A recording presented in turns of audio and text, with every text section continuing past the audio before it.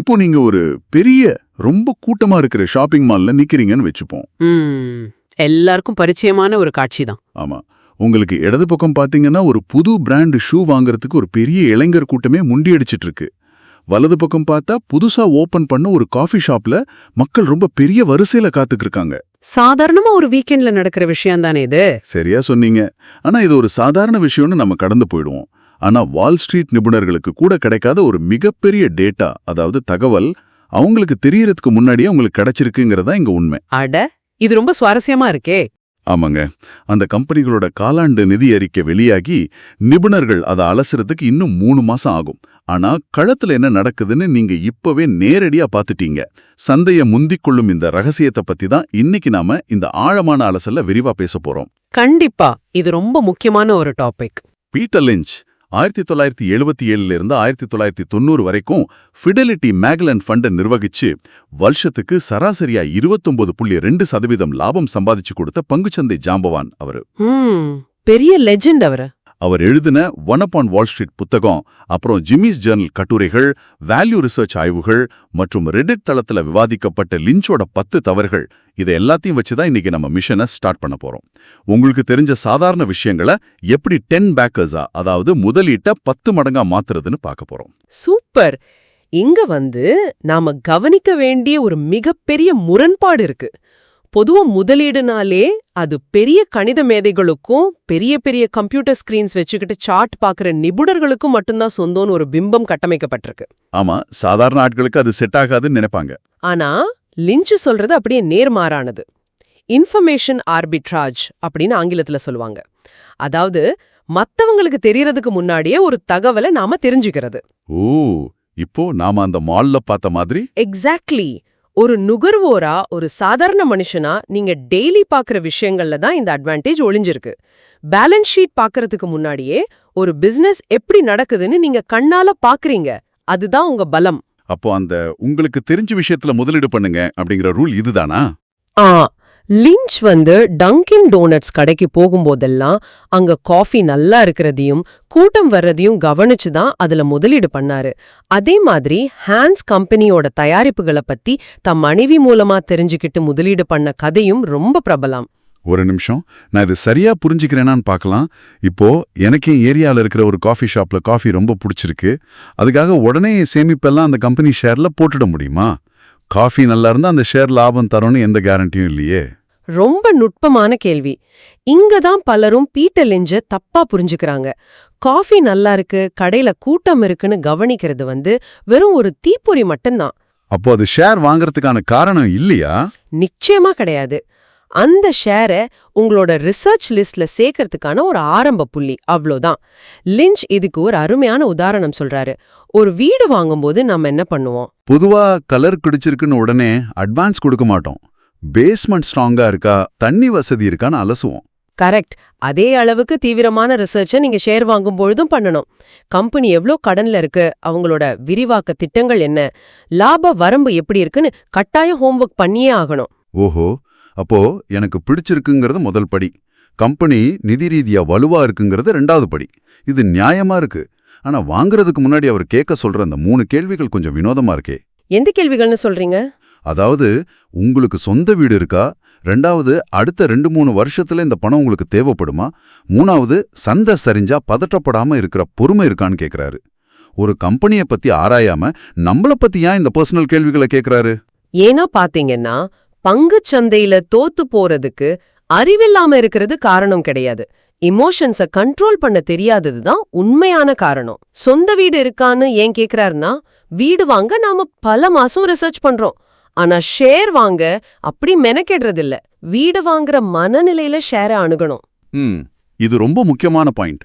அதே மாதிரி அடுத்த 2 வருஷத்துல தேவைப்படுற பணத்தை உள்ள போடக்கூடாது. திடீர்னு ஒரு பெருந்தொற்றோ இல்ல போரோ மார்க்கெட் 30% சரிஞ்சா பணத்தை அவசரமா எடுக்க வேண்டிய கட்டாயம் வரக்கூடாது, சரியா? ஆமா. பொறுமை இல்லனா நீங்க உலகத்தோட பெஸ்ட் ஷேர் வாங்கியிருந்தாலும் கண்டிப்பா நஷ்டம் தான் வரும். சரி, இமோஷன்ஸை கண்ட்ரோல் பண்ணியாச்சு, நல்ல கம்பெனியும் ஹோம்வொர்க் பண்ணி கண்டுபிடிச்சாச்சு. ஆனா எல்லா நல்ல கம்பெனியும் ஒரே மாதிரி 10 மடங்கு லாபத்தை தராதே. எது 10 பேக்கரா மாறும்னு எப்படி தெரிஞ்சுக்கிறது? இதுல லிஞ்ச் ஷேர்களை 6 வகையா பிரிக்கிறார் இல்லையா? ஆமா. முதல்ல நாம எந்த வகையான ஷேரை வாங்கியிருக்கோன்னு தெளிவா உணரணும். ஃபர்ஸ்ட் வகை வந்து ஸ்லோ க்ரோவர்ஸ், மெதுவா வளருபவை. இதெல்லாம் ஏற்கனவே நல்ல முதிர்ச்சி அடைந்த பெரிய கம்பெனிகள். நம்ம நாட்டோட ஜிடிபி வளர்ச்சி அளவுக்கு தான் வளரும். அப்போ இதுல அதிக லாபம் எதிர்பார்க்க முடியாதா? லாபம் பெருசா இருக்காது, ஆனா நல்ல டிவிடெண்ட், அதாவது ஈவுத்தொகை கொடுப்பாங்க. ரெண்டாவது வகை வந்து ஸ்டால்வர்ட்ஸ், நிலையான கம்பெனிகள். HUL மாதிரி பெரிய நுகர்வோர் நிறுவனங்கள். வருஷத்துக்கு 10-12% வளரும். அப்போ அந்த 10 பேக்கர்ஸ் வாய்ப்பு எந்த வகையில இருக்கும்? அது வந்து மூணாவது வகையான பாஸ்ட் க்ரோவர்ஸ், வேகமா வளரும் கம்பெனிகள்ல தான் இருக்கும். வருஷத்துக்கு 20-25% வரைக்கும் வளரும். ஒரு நிமிஷம், வேகமா வளரும் கம்பெனிகள்ல தான் 10 மடங்கு லாபம்னா நாம ஏன் இந்த மெதுவா வளரும் கம்பெனிகளையோ இல்ல நிலையான கம்பெனிகளையோ வாங்கணும்? நம்ம பணத்தை பூரா அந்த பாஸ் க்ரோவர்ஸ்லயே போட்டுடலாமே. லாஜிக்கா பார்த்தா நீங்க சொல்றது சரிதான், ஆனா அதுல மிகப்பெரிய ஆபத்து இருக்கு. ஃபாஸ்ட் க்ரோவர்ஸ் அதிக லாபம் தருங்கிறது எவ்ளோ உண்மையோ அதே அளவு அது வேகமா வீழ்ச்சி அடைற அபாயமும் அதுல இருக்கு. வளர்ச்சி குறைஞ்ச மார்க்கெட் தண்டிக்குமா? ரொம்ப மோசமா தண்டிக்கும். அதனாலதான் உங்களுக்கு ஸ்டால்வர்ட்ஸ் தேவைப்படுது. பொருளாதாரம் மந்தமாகும்போது ஃபாஸ்ட் க்ரோவர் ஷேர் எல்லாம் பயங்கரமா சரியும். ஆனா மக்கள் கஷ்டத்துல இருந்தாலும் சோப்பு போடுறதையோ ஷாம்பூ யூஸ் பண்றதையோ நிறுத்த மாட்டாங்க இல்லையா? ஆமா, அதெல்லாம் அத்தியாவசியம். அந்த மாதிரி நேரத்துல உங்க போர்ட்ஃபோலியோவை பெரிய வீழ்ச்சியில இருந்து காப்பாத்துறதே இந்த ஸ்டால்வர்ட்ஸ் கம்பெனிகள் தான். இத நீங்க விவரிக்கிறத பார்க்கும்போது எனக்கு ஒரு கிரிக்கெட் டீம் ஞாபகம் வருது. டீம்ல எப்ப வேணாலும் சிக்ஸர் அடிக்கக்கூடிய ஆனா சீக்கிரம் அவுட் ஆக வாய்ப்பு இருக்க அக்ரெசிவ் பேட்ஸ்மேன்கள் வேணும்.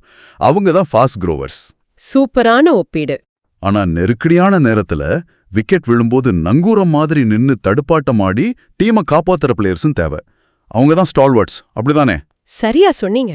ஒரு சிறந்த போர்ட்ஃபோலியோங்கிறது இந்த மாதிரி பல குணங்கள் இருக்கிற ஷேர்களோட கலவையா இருக்கணும்.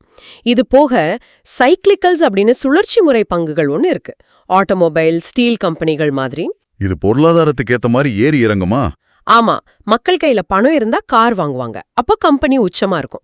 பொருளாதாரம் மந்தமானா கார் வாங்குறது தள்ளி போடுவாங்க, ஷேர் விலை அதல பாதாளத்துக்கு போகும். இதுல எப்ப வாங்குறோம் எப்ப விக்கிறோன்ற டைமிங் தான் எல்லாமே. அப்போ டர்ன் அரவுண்ட்ஸ் மற்றும் அசெட் பிளேஸ்லாம் இன்னும் வித்தியாசமா இருக்குமே. கண்டிப்பா. டர்ன் அரவுண்ட்ஸ்ங்கிறது திவாலாகிற நிலைமைக்கு போயிட்டு புது நிர்வாகம் மூலமா திரும்ப உயிர் பெற்று வர கம்பெனிகள். ரிஸ்க் ரொம்ப அதிகம், ஆனா மீண்டு வந்தா லாபமும் அதிகம். அசெட் பிளேஸ் வந்து டோட்டலா வேற. கம்பெனியோட சொத்து மதிப்பு ஷேர் விலையை விட அதிகமா இருக்கும், ஆனா சந்தை அதை கவனிச்சிருக்காது. நீங்க சொன்ன பெப்பிள் பீச் கம்பெனி உதாரணம் ரொம்ப அருமை.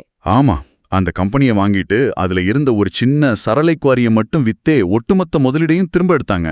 சந்தை எப்படி இவ்ளோ பெரிய விஷயத்தை கோட்டை விட்டதுன்னு ஆச்சரியமா இருக்கு. உண்மைதான். ஆனா பீட்டர் லிஞ்ச் தன்னோட போர்ட்ஃபோலியோல 1400 பங்குகள் வரை வச்சிருந்தாருன்னு ஒரு தகவல் இருக்கு. சார்லி மங்கர் மாதிரி ஆட்கள் அதிகப்படியான பல்வகைப்படுத்தல, டிவர்சிஃபிகேஷன், அதாவது மோசமாக்குதல்னு கிண்டல் பண்றாங்களே. 1400 பங்குகளை வாங்குறது ஒரு உத்தியா இல்ல பதட்டமா? அது பதட்டம் கிடையாது, வாய்ப்புகளை தேடி போனதோட விளைவு. லிஞ்சோட அப்ரோச் ரொம்ப பிராக்டிக்கல். இப்போ நீங்க 10 ஷேர் வாங்குறீங்கன்னா அதுல 3-4 மோசமா செயல்பட்டு நஷ்டம் வரலாம், சிலது எந்த மாற்றமும் இல்லாம இருக்கலாம். ஆனா மீதம் இருக்க 1-2 ஷேர் 10 பேக்கரா மாறும்போது அது உங்க ஒட்டுமொத்த நஷ்டத்தையும் ஈடுகட்டி பெரிய லாபத்தை கொடுத்துடும். அவர் இவ்ளோ ஷேர் வச்சிருந்தாலும் முதலீட்டோட பெரும்பாகுதி சில சிறந்த பங்குகள்ல தான் குவிக்கப்பட்டிருந்துச்சு. அப்புறம் ஒரு கம்பெனி எப்பவும் ஃபாஸ்ட் க்ரோவரா இருக்காது, நாளாக நாளாக ஸ்லோ க்ரோவரா மாறலாம். ஷேர்களோட வகைகளும் மாறும் தன்மை கொண்டது. சரி, இப்போ அந்த 10 பேக்கர்ஸை கண்டுபிடிக்கிற இடத்துக்கு வருவோம். பாஸ் க்ரோவர்ஸை தேர்ந்தெடுக்கணும்னு முடிவு பண்ணியாச்சு. ஆனா பொதுவா நாம என்ன பண்ணுவோம்? செய்தித்தாள்ல, சோஷியல் மீடியாவுல எல்லாரும் பேசுற ஒரு கவர்ச்சியான புது டெக் கம்பெனியை நோக்கி ஓடுவோம். ஆமா, இதுதான் அடுத்த கூகுள், இதுதான் அடுத்த ஆப்பிள்னு நம்புவோம். கரெக்ட். ஆனா லிஞ்ச் இதை சுத்தமா தவிர்க்க சொல்றாரு. அதுக்கு பதிலா ரொம்ப சலிப்பூற்ற பெயர்களை கொண்ட சாதாரண தொழில்களை செய்யற கம்பெனிகளை தேட சொல்றாரு. கழிவு மேலாண்மை பண்ற கம்பெனி, இல்லனா பாப் எவன்ஸ் ஃபார்ம்ஸ் மாதிரி சாதாரண பேர் உள்ள கம்பெனில அப்படி என்ன ஸ்பெஷல்? இதுக்கும் நாம முதல்ல பேசின இன்ஃபர்மேஷன் ஆர்பிட்ரேஜ்க்கும் நிறைய சம்பந்தம் இருக்கு. வால் ஸ்ட்ரீட் நிபுணர்களோட மனநிலையை நீங்க புரிஞ்சுக்கணும். அவங்க ஒரு பெரிய பார்ட்டியில போய் நான் ஒரு புது லேசர் டெக்னாலஜி கம்பெனியை கண்டுபிடிச்சேன்னு கெத்தா சொல்ல நினைப்பாங்க. நான் குப்பை அழுற கம்பெனியில முதலீடு பண்ணிருக்கேன்னு சொல்ல வைக்கப்படுவாங்க. எக்ஸாக்ட்லி. நிறைய முதலீட்டு நிறுவனங்கள்ல ரூல்ஸே இருக்கும், சில குறிப்பிட்ட துறைகள்ல முதலீடு பண்ணக்கூடாதுன்னு. இதனால என்ன ஆகும்னா, இந்த சலிப்பூற்ற கம்பெனிகளை பெரும்பாலான அனலிஸ்டுகள் கவனிக்கவே மாட்டாங்க. ஓ, அனலிஸ்ட் கவனிக்காததால அந்த பங்குகளுக்கான டிமாண்ட் கம்மியா இருக்கும், அப்படிதானே? சரியா புடிச்சீங்க. கம்பெனி தொடர்ந்து லாபம் கொடுத்துட்டு இருந்தாலும் சந்தையில யாரும் அதை பத்தி பேசாததால விலை ரொம்ப கம்மியாவே இருக்கும். ஆனா ஒரு கட்டத்துல லாபத்தை பார்த்துட்டு வேற வழியே இல்லாம பெரிய ஆட்கள் உள்ள வருவாங்க. அப்போ அந்த ஷேர் விலை ராக்கெட் மாதிரி ஏறும். ஆமா, முதல்லே வாங்குனவங்களுக்கு அது 10 பேக்கரா மாறும். ஆனா இந்த ஹாட் ஸ்டாக்ஸ்ன்னு சொல்லப்படுற பிரபலமான ஷேர்கள்ல எதிர்பார்ப்பு ரொம்ப அதிகமா இருக்கும். சின்னதா சறுக்கினா கூட விலை அதல பாதாளத்துக்கு போயிடும். அதான் அடுத்த மெக்டானல்ட்ஸ்னு சொல்றதை விட யாருமே கவனிக்காத கம்பெனியை லிஞ்ச் விரும்பினாரு. புரியுது. அதாவது எல்லாரும் முண்டி அடிச்சு அதிக விலை கொடுத்து வாங்குற புது ஐஃபோனை விட ஒரு பழைய கடையில யாருக்கும் தெரியாம இருக்கிற ஒரு பழங்கால பொக்கிஷத்தை குறைஞ்ச விலைக்கு வாங்குறது மாதிரி. ஆனா இங்கதான் எனக்கு ஒரு சிக்கல் வருது. என்ன சிக்கல்? ஒரு கம்பெனி விலை மலிவா இருக்கா இல்ல சரியான விலையில இருக்கான்னு எப்படி கண்டுபிடிக்கிறது? லிஞ்ச் சொல்ற அந்த கார் புத்தி, குறிப்பா பிஇஜி ரேஷியோ, இதெல்லாம் பார்க்கும்போது சாதாரண மக்களுக்கு புரியாத பெரிய கணக்கு மாதிரி தோணுதே. இதை எப்படி சிம்பிளா புரிஞ்சுக்கிறது? இதுல பயப்படுறதுக்கு ஒண்ணுமே இல்ல. பிஇ ரேஷியோ பத்தி நாம கேள்விப்பட்டிருப்போம். அதாவது ஒரு கம்பெனி சம்பாதிக்கிற ₹1 லாபத்துக்கு நாம எவ்வளோ விலை கொடுக்க ரெடியா இருக்கோன்னு. ஆமா. ஆனா இத வச்சு மட்டும் முடிவுக்கு வர முடியாது. 15 பிஇ இருக்கிற ஒரு கம்பெனி 30 பிஇ இருக்கிற கம்பெனியை விட மலிவானதுன்னு உடனே சொல்லிட முடியாது. இங்கதான் வளர்ச்சி அப்படிங்கிற ஃபேக்டர் உள்ள வருது. ஓ, வளர்ச்சி விகிதம் முக்கியம். ஆமா, 15 பிஇ இருக்கிற கம்பெனி வருஷத்துக்கு 5% மட்டும்தான் வளருதுன்னா அது விலை அதிகம். ஆனா 30 பிஇ இருக்கிற கம்பெனி 35% வளருதுன்னா அது விலை குறைவு. இத கணக்கிட தான் பிஇஜி ரேஷியோ. அதாவது பிஇ விகிதத்தை அதோட வளர்ச்சி விகிதத்தால வகுக்கணும், சரியா? மிகச்சரி. இப்போ பிஇ 20, லாப வளர்ச்சி 20%னா 20 20ஆல வகுத்தா 1 கிடைக்கும். அப்போ பிஇஜி ரேஷியோ 1. இது அந்த ஷேர் சரியான விலையில இருக்குன்னு அர்த்தம். ஒருவேளை 1க்கு கீழே இருந்தா? இப்போ வளர்ச்சி 30%, பிஇ 15னா ரேஷியோ 0.5ன்னு வரும். 1க்கு கீழே இருந்தா ரொம்ப கம்மி விலையில கிடைக்குது, வாங்குறதுக்கு சூப்பர் சான்ஸ்னு அர்த்தம். அட, இதுவே 2க்கு மேல இருந்தா அதிக விலைன்னு அர்த்தம். அதேதான். இத சாதாரண கால்குலேட்டரை வச்சு யாரு வேணாலும் பாத்துடலாம். ரொம்ப அருமையா விளக்குனீங்க. வளர்ச்சிக்கும் விலைக்குமான தொடர்பு இப்ப தெளிவா புரியுது. இததான் லிஞ்ச் ஒரு கிரையான் பென்சிலை வச்சு ஒரு சின்ன பையனுக்கு புரியுற மாதிரி உங்க பிசினஸை விளக்க முடியலனா அதுல முதலீடு பண்ணாதீங்கன்னு சிம்பிளா சொல்றாரு. ஆமா, பிசினஸ் மாடல் ரொம்ப எளிமையா இருக்கணும். அதே போல கம்பெனியோட அதிகாரிகளே அவங்க சொந்த ஷேரை வாங்கினா அது ஒரு சூப்பர் சிக்னல்னு சொல்றதும் ரொம்ப லாஜிக்கலா இருக்கு. கம்பெனி வளரப்போகுதுன்னா அவங்கள விட யாருக்கு நல்லா தெரியும்? கரெக்ட். சரி, கம்பெனியை கண்டுபிடிச்சாச்சு, பிஇஜி ரேஷியோ வச்சு விலையும் செக் பண்ணியாச்சு, வாங்கியாச்சு. இனி நிம்மதியா தூங்கலாம் தானே? ஆனா ரெட்டிட் தளத்துல முதலீட்டாளர்கள் பேசின அந்த பீட்டர் லிஞ்சோட 10 தவறுகள் பத்தின விவாதம் என்னை ரொம்ப யோசிக்க வச்சது. நம்ம மூளை தான் நமக்கு எதிரின்னு ஏன் சொல்றாங்க? ஏன்னா ஷேரை வாங்கின அப்புறம்தான் உண்மையான உளவியல் போரே ஆரம்பிக்குது. ரெட்டிட்ல பலரும் தங்களோட அனுபவத்தை சொல்லும்போது முதல் தப்பே இதுக்கு மேல இது கீழே போகாதுன்னு நினைக்கிறது தான் சொல்றாங்க. ஆமா, ₹100 இருந்து ₹20 வந்தா இனி எவ்வளோ கீழே போகும்னு நினைச்சு வாங்குவாங்க. அது ரொம்ப மோசமான எண்ணம். ஃபண்டமெண்டல் சரியில்லாத கம்பெனி 20ல இருந்து ₹2க்கும் போகலாம், இல்ல முற்றிலுமா 0 ஆகி மார்க்கெட்டை விட்டே போகலாம். கீழே விடுற கத்திய பிடிக்கிற மாதிரி அது. செறிஞ்ச பங்குகள் திரும்ப மேல வரும்னு நம்புறதும் தப்புதானே? கண்டிப்பா. கம்பெனியோட அடிப்படை காரணிகள் நல்லா இருந்தா மட்டும்தான் மேல வரும். வெறும் விலைய மட்டும் பார்த்து காத்திருக்க கூடாது. இப்போ நான் நம்ம நேயர்களை பார்த்து நேரடியா ஒரு கேள்வி கேட்க விரும்புறேன். நீங்க கொஞ்சம் யோசிச்சு பாருங்க. போன வருஷம் நீங்க ரிசர்ச் பண்ணி ஆனா வாங்க தயங்கின ஒரு ஷேர் இன்னைக்கு டபுள் ஆகிருக்கு. அடடா, இது வாங்கியிருந்தா எவ்வளவு லாபம் வந்திருக்கும்னு தூக்கம் கெடுதா? இந்த FOMO, fear of missing out உணர்வு தான் நம்மள தப்பான முடிவெடுக்க வைக்குது இல்லையா? கச்சிதமா சொன்னீங்க. இந்த ஃபோமோ பத்தி லிஞ்ச் ரொம்ப தெளிவா சொல்றாரு. உங்களுக்கு தெரியாத, நீங்க வாங்காத ஒரு ஷேர் விலை ஏறுறதால நீங்க எந்த பணத்தையும் இழக்க போறதில்ல. அதனால ஃபீல் பண்ணாதீங்க. அப்புறம் எந்த ஷேர் மேலயும் காதல் கொள்ளாதீங்க. ஷேருக்கு நாம அதை வாங்கியிருக்கோம்னு தெரியாது. ஆமா, அது ஒரு காகிதம் இல்ல ஒரு டிஜிட்டல் நம்பர். கம்பெனியோட கடன் அதிகமாகுது, லாபம் குறையுதுன்னு டேட்டா காட்டுனா எந்த எமோஷனும் இல்லாம வித்துட்டு வெளியில வந்துடணும். அதாவது ஒரு செடியை நட்டுட்டு அது இன்னும் பூக்கலையேன்னு டெய்லி பிடுங்கி பார்க்கற மாதிரி நாம அவசரப்படுறோம். இல்லனா சந்தையோட சலசலப்ப பார்த்து பயந்து ஒரு நல்ல செடியை ஆரம்பத்திலேயே வெட்டி எரிஞ்சிடுறோம். ஆமா, ஒரு நாள் மார்க்கெட் சரிஞ்சா உடனே எல்லாத்தையும் விக்க துடிக்கிறோம். ஆனா பீட்டர் லின்ச் டங்கின் டோனட்ஸ் பங்குகளை 3ல இருந்து 10 வருஷம் வரை வச்சிருந்தாருன்னு தரவுகள் சொல்லுது. அந்த பொறுமை தான் அவருக்கு அந்த மாபெரும் வெற்றியை கொடுத்திருக்கு. அந்த பொறுமையை வளர்க்க தான் லிஞ்ச் 2 நிமிஷ விளக்கம், அதாவது 2 minute எக்ஸ்பிளைனர்னு ஒரு பயிற்சியை சொல்றாரு. ஒரு ஷேர் வாங்குறதுக்கு முன்னாடி நான் ஏன் இதை வாங்குறேன், இது வெற்றி பெற என்ன நடக்கணும்னு 2 நிமிஷத்துல உங்களுக்கு நீங்களே சுருக்கமா விளக்கணும். ஓ, இந்த தெளிவு இருந்தா சந்தை திடீர்னு சரிஞ்சா கூட நமக்கு பதற்றம் வராதா? கண்டிப்பா வராது. நீங்க எழுதி வச்ச அந்த 2 நிமிஷ விளக்கத்துல இருக்கிற காரணங்கள் மாறினா மட்டுமே ஷேரை விக்கணும். மார்க்கெட் நாய்ஸ்க்காக விற்கக்கூடாது. ரொம்ப கால அடிப்படையில பார்த்தா வருவாய் ஏறுமுகமா இருந்தா பங்கு விலையும் தானா ஏறும். ரொம்ப அருமையா சொன்னீங்க. இன்னைக்கு நம்ம நிறைய ஆழமான விஷயங்களை பார்த்திருக்கோம். முதலீட்டு வாய்ப்புங்கிறது வால் ஸ்ட்ரீட்ல இல்ல, நம்ம டெய்லி போற கடைகள்லயும் யூஸ் பண்ற பொருட்கள்லயும் தான் இருக்கு.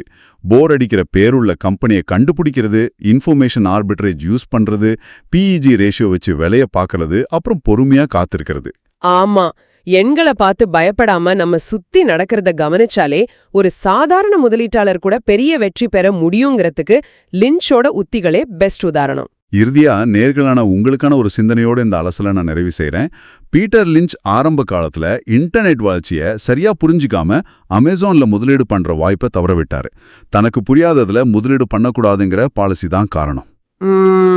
அது பெரிய இழப்பு தான். அதனால இன்னைக்கு உங்களை சுத்தி நடக்கிற எந்த போர் அடிக்கிற இல்ல சாதாரண தொழில்நுட்பம் நாளைய 10 மடங்கு லாபம் தரப்போகுதுன்னு கொஞ்சம் யோசிச்சு பாருங்க. உங்க வீட்ல, ஆஃபீஸ்ல நீங்க டெய்லி யூஸ் பண்ற ஏதோ ஒரு புது ஆப்ல கூட அந்த விடை இருக்கலாம். கொஞ்சம் உற்று நோக்குங்க. உங்களை சுத்தி இருக்கிற டேட்டாவை கவனிக்க தொடங்குங்க. மீண்டும் ஒரு சுவாரஸ்யமான ஆழமான அலசல்ல சந்திப்போம். பணக்காரனாக பணத்தை புரிந்து கொள்ள வேண்டும். அதற்கு மணி லீடர் சேனலை சப்ஸ்கிரைப் செய்யுங்கள். இந்த வீடியோ பிடிச்சிருந்தா லைக் அண்ட் ஷேர் செய்யுங்கள்.